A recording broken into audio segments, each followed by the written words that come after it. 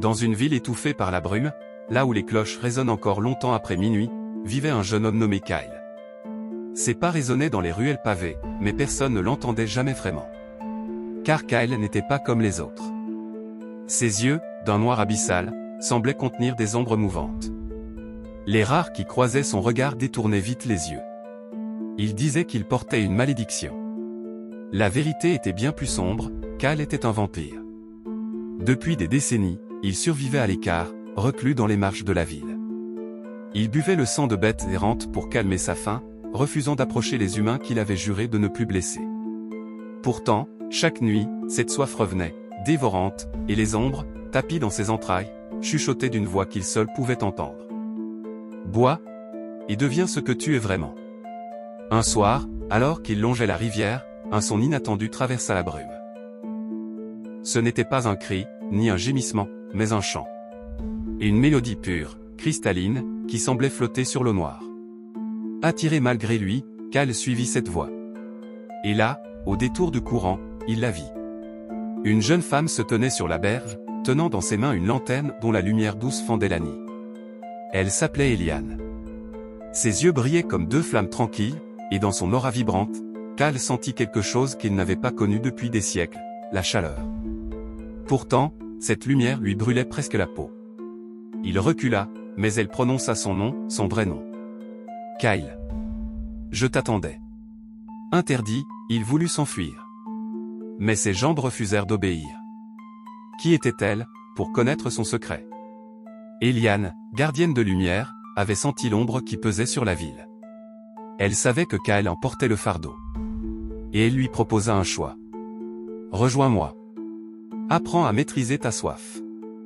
Ou reste esclave de l'ombre qui te dévore. Alors, contre toute attente, Kyle accepta. Il suivit Eliane dans ses veilles nocturnes, découvrant à ses côtés un monde qu'il croyait perdu.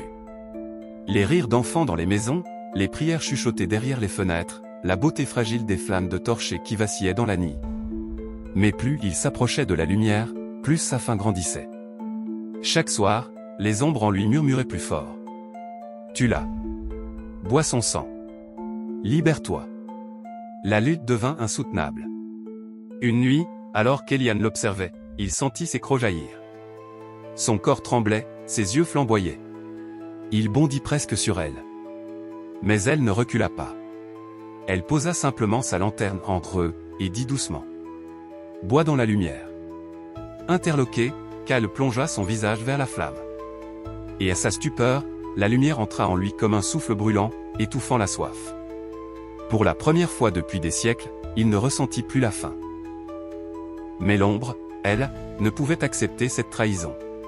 Son corps tout entier se déchira, et une créature de brume et de crocs surgit de lui-même. C'était son reflet ancien. Son double vampirique. Son ombre vivante. Elle hurla d'une voix glaçante. Sans moi, tu n'es rien. Le combat s'engagea. Kyle luttait contre cette incarnation de sa faim. La créature se jetait sur lui avec rage, ses griffes frappant l'air.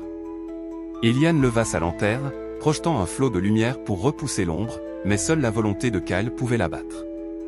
Alors, au moment où tout semblait perdu, il fit un choix inattendu. Au lieu de repousser l'ombre, il l'enlaça. Comme on enlace un frère perdu. La créature se débattit, hurlant, mais la lumière de la lanterne enveloppa les deux silhouettes. Dans un ultime cri, l'ombre se dissipa, se fondant dans son regard. Quand Kyle rouvrit les yeux, ils n'étaient plus noirs.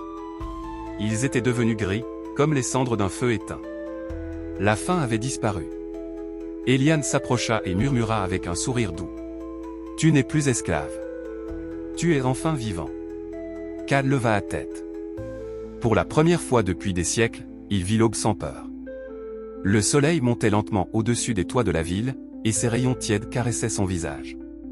Un sourire naquit sur ses lèvres.